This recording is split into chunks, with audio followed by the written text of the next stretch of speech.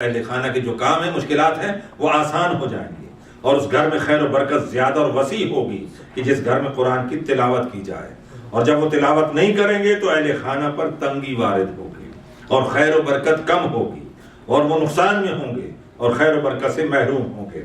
قرآن کی تعلیم حاصل کرو، فرمایا نبی نے کہ بروز قیامت قرآن سفید نورانی خوبصورت جوان کی صورت میں پاس آئے گا، اور اس سے کہے گا، پڑھنے والا جو پڑھتا تھا اس کے پاس آئے گا، کہے گا میں وہی قرآن ہوں جس کے ساتھ تو نے اپنی رات بیداری میں بسر کی تھی، اور اپنے حلق کو میری تلاوت سے خشک کیا تھا تم نے، اور اپنی تھوک بھی تیری خشک ہو گئی تھی، تیرے آنسو بھی روتے ہوئے دقت آ رہی ہوئی جب تلاوت کرتا تھا، وہ بھی خشک ہو گئے تھے۔ جیسے کہے کہ بشارت ہو کہ بروز قیامت ایسے شخص پر فرمایا پیغمبر نے، بشارت ہو ایسے شخص کو کہ اسے ایک تاج پہنایا جائے گا، اور اس کے دائیں ہاتھ میں امان نامہ دیا جائے گا، اور جنت میں بحصولت اسے ہمیشہ کے لیے پہنچا دیا جائے گا، اور اسے 2 حلے پہنائے گئے، اور پھر اس نے کہا جائے کہ قرآن پڑھو، اور پڑھتے ہوئے جنت کے بلند مدارج کی طرف بڑھتے جاؤ، اور جس قدر وہ آیات پڑھتا جائے گا اسی طرح درجات بلند ہوتے جائیں گے۔ اور اس کے والدین اگر مومن ہوئے تو ان کو بھی 2 حلے عطا کیے جائیں گے، اور ان کو بھی کہا جائے گا یہ اس کا بدلہ ہے جو تم نے اپنی اولاد کو قرآن کی تعلیم دی تھی۔ تو یہ رمضان کا مہینہ ہے، جہاں یہ گفتگو مختصر کرتے میں کر رہا تھا، تو یہ رحمت کا مہینہ ہے، تو اب چند کلمات اور ذرا عرض کر دوں۔ جہاں قرآن نے یہ کہا ہے کہ جتنا ممکن ہو سکے اتنا تم قرآن کی تلاوت کرو، وہاں یہ بھی قرآن کی آیت ہے کہ قرآن کو پڑھو فاستعذ باللہ من الشیطان الرجیم، کہ جب قرآن کو پڑھو تو آغاز سے پہلے اس شیطان رجیم کی سے اللہ کی پناہ حاصل کرو، اللہ کی پناہ حاصل کرو، تاکہ مدد حاصل کرو کہ اس کے پنجے سے بچ جاؤ۔ اور دوسرے میں انہ یراکم هو وقبیلہ من حیث لا ترونہم، شیطان جو تمہارا دشمن ہے وہ ایسے مقامات سے تمہیں دیکھتا ہے تم اسے نہیں دیکھ سکتے، اس کے قبیلے والے۔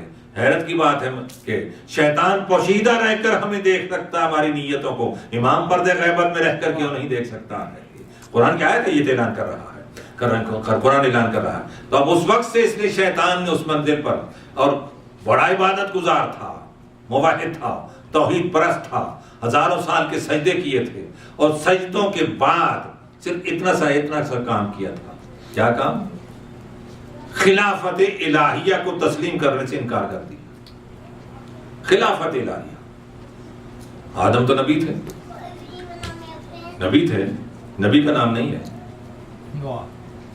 خلیفہ کہا خدا، آدم کو خلیفہ بنا رہا ہوں، نبی نہیں کہا، نبی ہے نبی، خلیفہ کس کے؟ جی تو قدرت آغاز کو انجام سے ملانا چاہتی تھی۔ جی کتنی خلافت الہیہ سے اختلاف ہوگا، بزم ملکوت میں رہنے والا، فرشتوں کا معلم، اور میں تو یہ بھی کہہ دیا فرشتوں کا امام جماعت، ان کو معلم ہے جب تو سب کچھ ہوگا، اور صرف خلافت الہیہ سے انکار کیا، عظمت خلافت آدم سے انکار کیا، تو قدرت کہہ رہی ہے کہ لعنتی بنا کر نکال دیا۔ کہاں لعنت برسی؟ فرشتے جہاں تھے وہیں تھا نا، فرشتوں کے بیچ میں تھا، فرشتوں میں بیچ میں تھا، وہاں لعنت برسی۔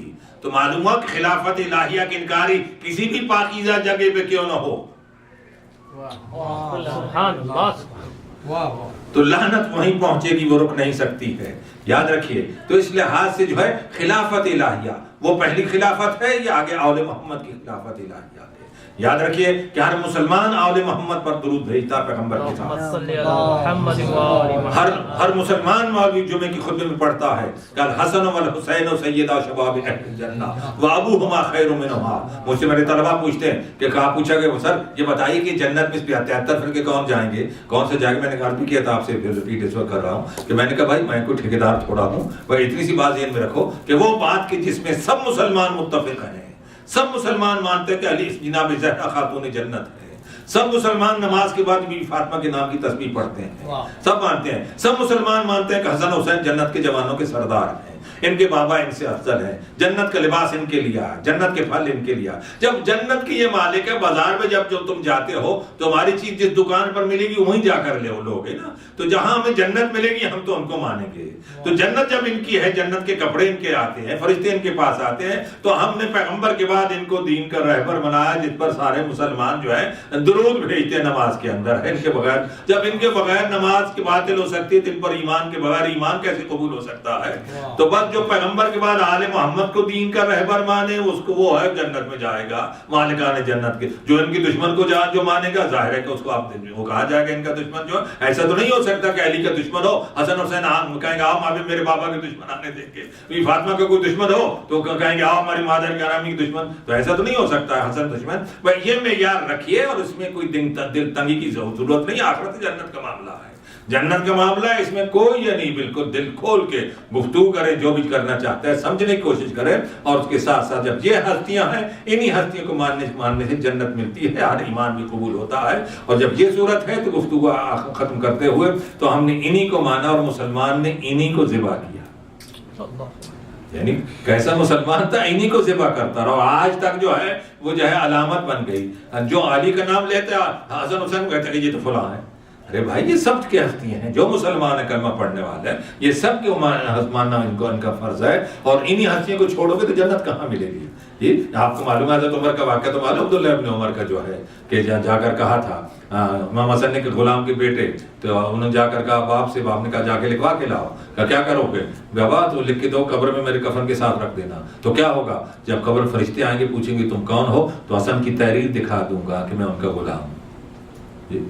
تو جب یہ منزل ہے تو اس کے لحاظ سے کیوں اختلاف جھگڑا فساد کا ہے؟ اہل بیت ہی کا مسئلہ ہے۔ اور یہ ماہ رمضان جو ہے یہ پاکیزہ تزکیہ نفس کا مہینہ ہے، یہ ذہن کو وسیع کرنے کا ہے، قدورتیں ذہن سے ختم کرنے کا ہے۔ اگر چاہتے ہیں کہ رمضان کی ہماری عبادت جو قبول ہو جائے، ہمارا روزہ قبول ہو جائے، تو آج عجز انکساری کا پیدا کرنی پڑے گی، ذہنوں میں خلوص پیدا کرنا پڑے گا، نفرتوں کو ختم کرنا پڑے گا، بغض کو ختم کرنا پڑے گا، تکبر کو ختم کرنا پڑے گا۔ یہ گندگی جو نجاستیں تمام کو ختم کریں گے، تب روزہ ہمارا قبول ہو سکتا ہے۔ وہ تربیت ذہن کے لیے، تربیت کردار کے لیے۔ اور اسی لیے فرمایا کہ یاد رکھیے، فرمایا کہ بدبخت ہے وہ شخص کہ رمضان آئے گزر جائے وہ اپنی خطاؤں کو معاف نہ کر سکے۔